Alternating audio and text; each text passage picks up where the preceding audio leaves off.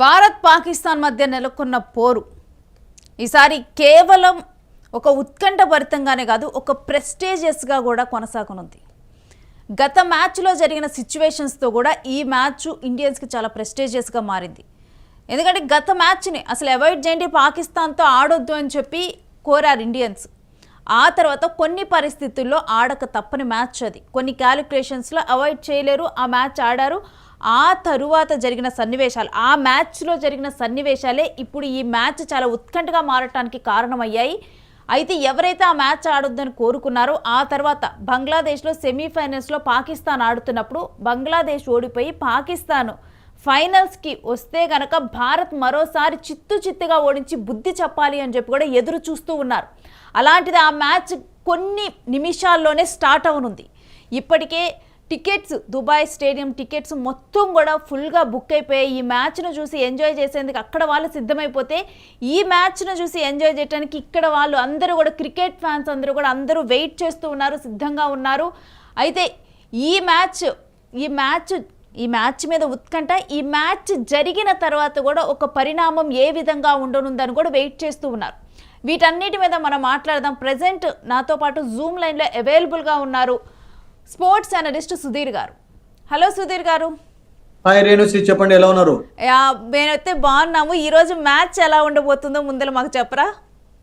Match కూడా ఇండియాది బాగుండాలని మనం కోరుకుందాం. ఫస్ట్ ఆఫ్ ఆల్ మీరు అన్నట్టుగా ఎక్సైటింగ్ మ్యాచ్ ఉంటుంది, డౌట్ లేదు అందులో. బికాస్ ఒకే టోర్నమెంట్ లో ఒకే టీమ్ తోటి 3 times ఆడడం అనేది చాలా అరుదుగా చూస్తుంటాం Renusri. And but that's happened in this tournament. Actually league లో ఆడారు, ఈజీగా ఓడించారు. తర్వాత సెమీఫైనల్ లో ఈజీగానే ఓడించారు. ఒక రకంగా చెప్పాలంటే అంత లాస్ట్ లో కొంచెం కష్టపడ్డారు కానీ but it was a good win for India. And ఇప్పుడు ఫైనల్ లో పాకిస్తాన్ తోటి ఆడుతున్నారు. So of course if you look at the record, final record చూసినట్లయితే పాకిస్తాన్ ఫేవర్ లో ఉన్నాయి. 11 కాదు 12 ఫైనల్స్ ఆడితే 8 పాకిస్తాన్ గెలిస్తే 4 ఇండియా గెలిచింది. బట్ రీసెంట్ గా 7-8 years లో మాత్రం ఇండియన్ డామినెన్స్ అద్భుతంగా కొనసాగింది. 2017 ఛాంపియన్స్ ట్రోఫీ తర్వాత ఇండియాను ఓడించడంలో పాకిస్తాన్ ఎప్పుడు కూడా కష్టపడుతూనే వచ్చింది. And that we saw in champions trophy recently. ఆ తర్వాత అంతకంటే ముందు T20 వరల్డ్ కప్ లో కూడా చూసాం. అందుకంటే ముందు 2023 బిగ్ వరల్డ్ కప్ లో కూడా అహ్మదాబాద్ లో పాకిస్తాన్ ఓడించారు. సో పాకిస్తాన్ నేను అనుకుంటాను అంత టఫ్ టీం కాదు ఇప్పుడు. బట్ T20 లో మాత్రం మనం ఏం ఎక్స్పెక్ట్ చేయలేము రేణుస్. ఒక్కొక్కసారి అంటే గ్యాంబుల్ లాగా ఉంటది కనుక T20 anything can happen. Actually నిన్న చూడలేదా మనం నేపాల్ వెస్టిండీస్ ఓడించడం చూడలేదా? So that can happen actually. On paper of course India is a stronger team, confidence హైగా ఉంది, అద్భుతంగా ఆడుతున్నారు ఈ టోర్నమెంట్ లో. But suddenly anything can happen actually. You have to be ready. మీరు అన్నట్లే ఇప్పుడు క్రికెట్ ఇండియా ఫ్యాన్స్ లో కూడా అదే భయం పట్టుకుంది. మన టీం చాలా పటిష్టమైన టీము, సూపర్ గా ఆడేస్తుంది, ఈజీగా అనర్గళంగా ఓడించగలుగుతుందని నమ్మకం ఉన్నా కానీ గతంలో ఇలాంటివి జరిగాయి. చివరి వరకు కూడా భారతే గెలుస్తుంది అనుకుని చివరికి పాకిస్తాన్ ఒక్కోసారి గెలిచిన తర్వాత చాలా డిసప్పాయింట్ అయిన సందర్భాలు, ఇంత తేలిక మ్యాచ్ ఎలా ఓడిపోయారా అని చెప్పి డిసప్పాయింట్ అయిన సందర్భాలు ఉన్నాయి. ఇప్పుడు ఆ భయమే వెంటాడుతుంది. ఒకటి రేణుశ్రీ, మీరు ఎప్పుడు కూడా మర్చిపోకూడదు, అంటే స్పోర్ట్స్ లో ఏదైనా కానీ మనం దాన్ని ఫేస్ చేయడానికి కూడా రెడీగా ఉండాలి. ఫర్ ఎగ్జాంపుల్ తీసుకోవాలి, కానీ మన మనోభావాలు మాత్రం చాలా ముడిపడి ఉంటాయి ఈ అంశానికి. నో డౌట్ అండి, అందులో డౌటే లేదు. ఎందుకంటే గెలవాలని అందరం కోరుకుంటున్నాం. అండ్ ఇప్పుడు of course Dasara couple of days లో సెలబ్రేట్ చేసుకోబోతున్నాం. ఇప్పుడు నవరాత్రులు అమ్మవారు అద్భుతంగా కొనసాగుతున్నాయి. సో ఇది ఒక స్పెషల్, దాని ఏమంటారంటే జాయిన్ యాడ్ చేస్తుంది ఈ అకేషన్ కు, డౌట్ లేదు. ఫెస్టివల్ అట్మాస్ఫియర్ కు ఒక స్పెషల్ జాయిన్ యాడ్ చేస్తుంది. కానీ but at the same time మీరు అన్నట్టుగా ఏదైనా సంథింగ్ అనుకోనిది జరిగినట్లయితే మనం దాన్ని జీర్ణించుకునేటందుకు కూడా రెడీగా ఉండాలి, స్పోర్టివ్ గా తీసుకోవాలి. బికాస్ స్పోర్ట్స్ లో some times you lose, some times you win. Actually 100 times లో 99 times గెలుస్తాం, 1 time ఓడిపోయే ఛాన్స్ కూడా ఉంటుంది. And it's happened actually. Of course Indian team performance last 1.5 years లో అద్భుతంగా ఉంది. 37 matches ఆడితే 34 matches లో విక్టరీస్ ఉన్నాయి.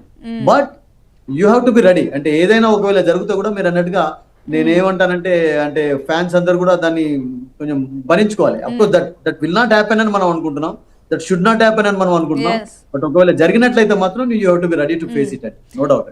ఈ 41 ఏళ్లలో ఫైనల్లో ఇటు ఆసియా కప్లో పాకిస్తాను భారత్ తలపడుతున్న తొలి మ్యాచ్. అసలు ఈ మ్యాచ్ ఏ విధంగా ఉండబోతుందని మనం ఎక్స్పెక్ట్ చేయొచ్చు? దుబాయ్ అనేది రేణుశ్రీ ఫస్ట్ ఆఫ్ ఆల్ ఏంటంటే ఒక అద్భుతమైనటువంటి వేదికగా, ప్లాట్ఫామ్ గా మారింది. ఇప్పుడు ఒక హబ్ అయిపోయింది క్రికెట్ కు.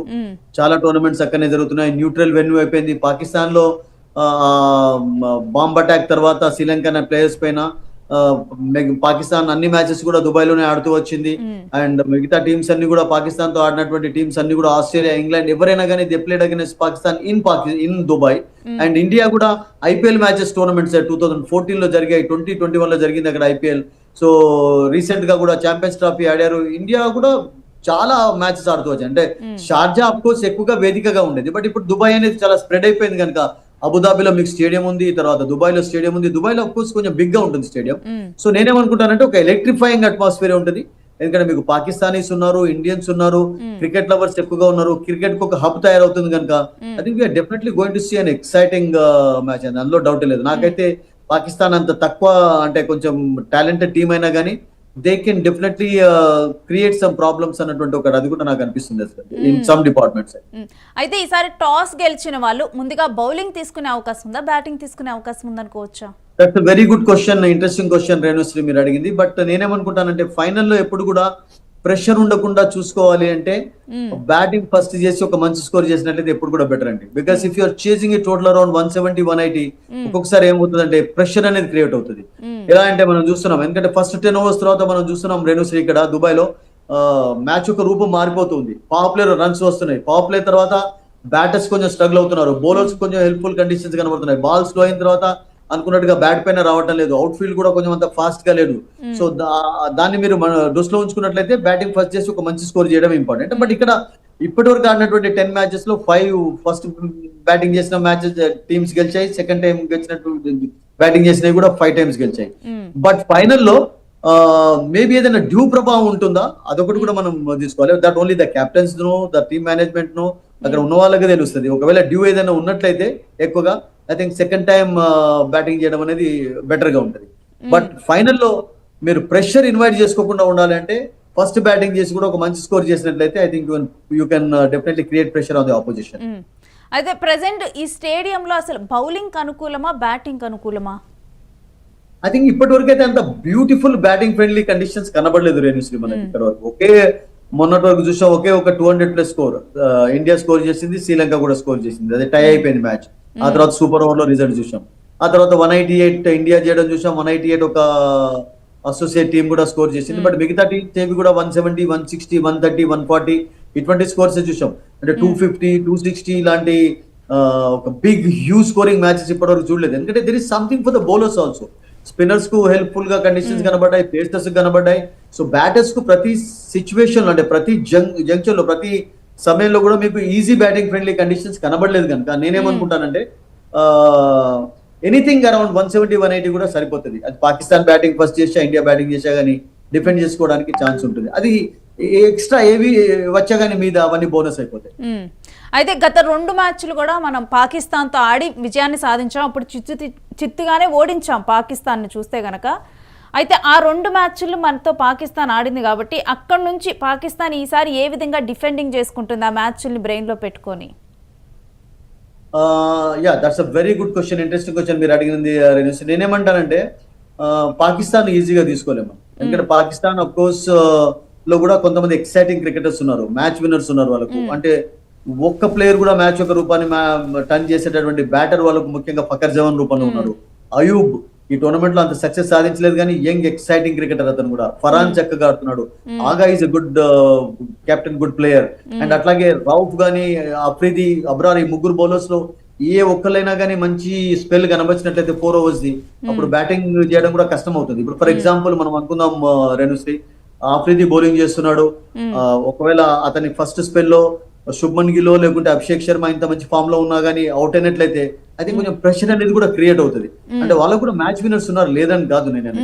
సో ఇండియా అఫ్ కోర్స్ ఎక్కువగా ఉన్నారు, మీకు బ్యాటింగ్ విషయంలో బౌలింగ్ విషయంలో అద్భుతమైనటువంటి స్ట్రెంత్ ఉంది, బ్యాటింగ్ లో మీకు అక్షర్ పటేల్ వరకు స్ట్రెంత్ ఉంది. బట్ మెయిన్ వర్రీ ఏంటంటే ఇండియాది ఈ మ్యాచ్ లో హార్దిక్ పాండ్యా ఫిట్ గా ఉండి ఆడతాడా, దట్స్ ఎ బిగ్ క్వశ్చన్. ఎందుకంటే లాస్ట్ మ్యాచ్ లో అతనికి క్రాంప్స్ రావడం తోటి ఎక్కువగా ఫీల్డ్ చేయలేదు, ఒకే ఓవర్ తర్వాత అతను వెళ్ళిపోయినాడు. అండ్ అట్లాగే అభిషేక్ శర్మ కూడా కండరాలు పట్టుకోవడం చూసాం. తిలక్ వర్మ కొన్ని ప్రాబ్లమ్స్ ఉన్నాయి, అంటే పూర్తి 100% ఫిట్నెస్ లేదు. ఆడతారు తిలక్ వర్మ అండ్ అభిషేక్, కానీ హార్దిక్ పాండ్యా ఆడినట్లయితే he has to play as an allrounder. అంటే బౌలింగ్ బ్యాటింగ్ చేసే కెపాసిటీ ఉన్నప్పుడే ఆడాలి. లేకుంటే నేనేమనుకుంటానంటే అతను బౌలింగ్ చేసే పరిస్థితి లేదు అంటే బుమ్రాకు ఒక సపోర్టివ్ బౌలర్ కావాలి కనుక you can go for Harshdeep. Harshdeep bowled well in against Sri Lanka, super over లో కూడా మంచి స్పెల్ కనబరిచాడు. సో బౌలింగ్ స్ట్రెంత్ కూడా పెరుగుతుంది. దుబే ఉన్నాడు ఆఫ్ కోర్స్ కొంచెం బౌలింగ్ చేయడానికి, కానీ బట్ మీకు స్టార్టింగ్ లో మీకు బుమ్రాకి ఎవరైనా సపోర్ట్ ఇవ్వాలి అంటే మీడియం పేసర్ హార్దిక్ లేకపోయినట్లయితే, Hardik has done a good job.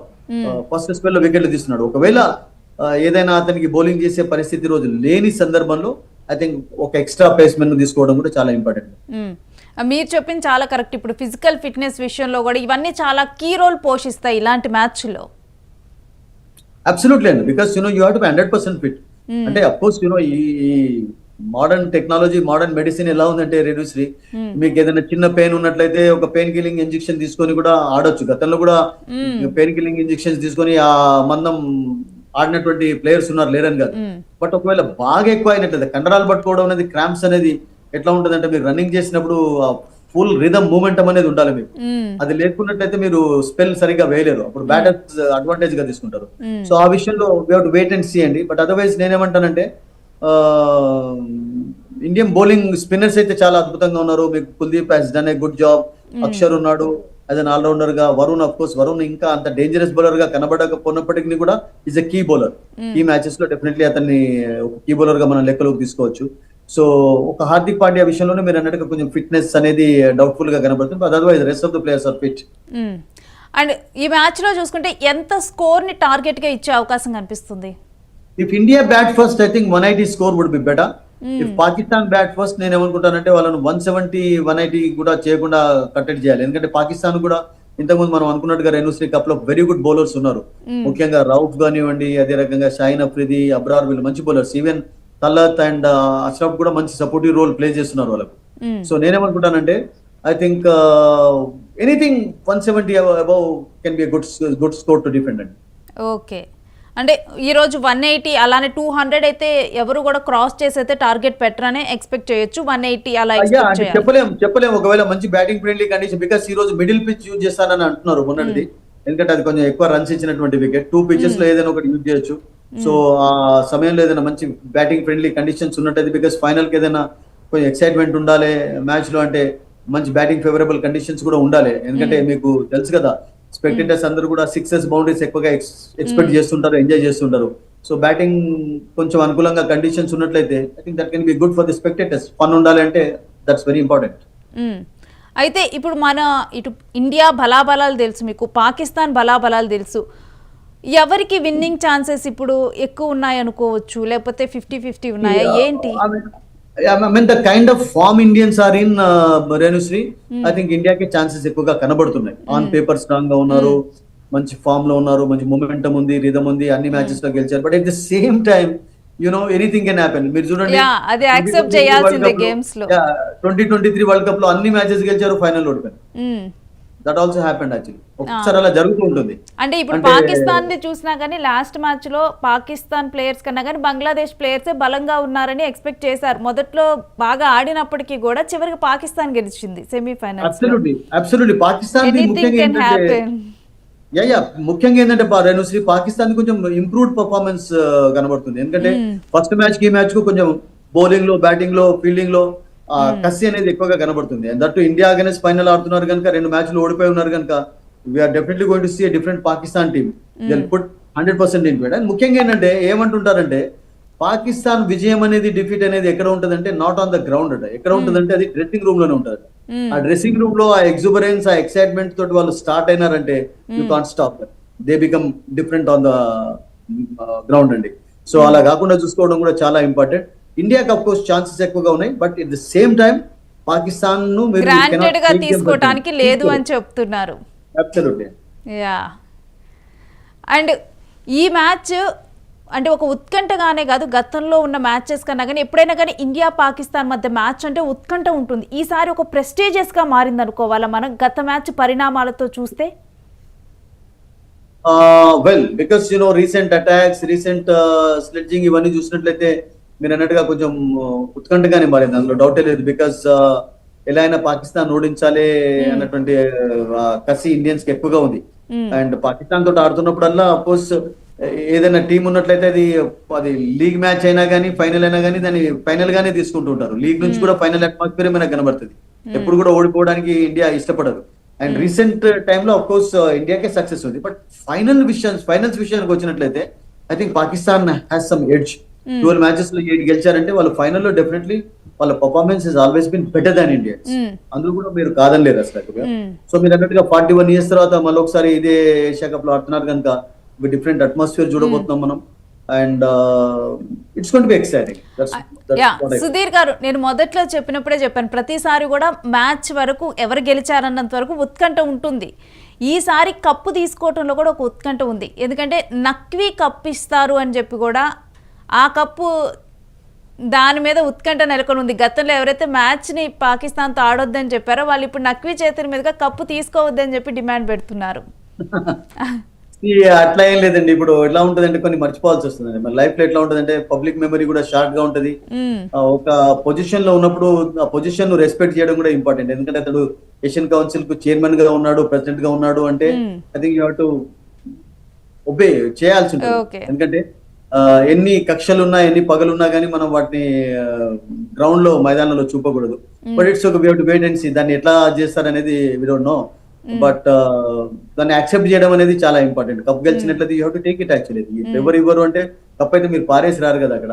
అంటే ఇటు బీసీసీఐ కూడా ఈ అంశంలోనే ఇప్పుడు లాస్ట్ మ్యాచ్ గెలిచిన తర్వాత అవన్నీ ఉన్నట్లయితే నేనేమంటానంటే రేణుశ్రీ, అసలు యాక్చువల్ గా పాకిస్తాన్ తోటి మ్యాచ్ పెట్టకుంటే బాగుంటుంది. మొదటి నుంచి కూడా పాకిస్తాన్ ఎందుకు ఆడుతున్నారు మీరు?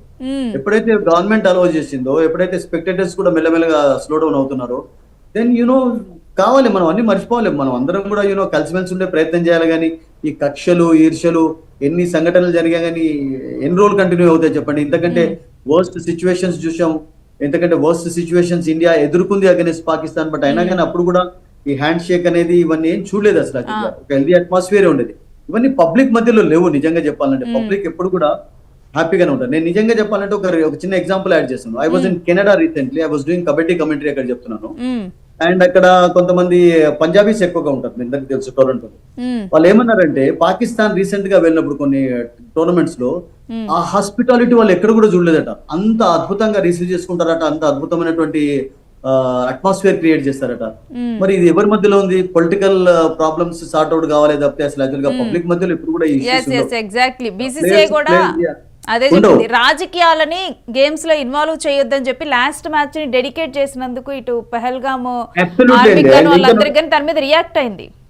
అండ్ ఇంకొకటి ఏంటంటే రేణుశ్రీ, క్రికెట్ అనేది ముఖ్యంగా ఒక మంచి లింక్ ని ఏర్పరుస్తుంది పాకిస్తాన్ ఇండియా మధ్యలో. ఎన్ని రోజులు రేపైతే కలవాల్సి వస్తుంది కదా.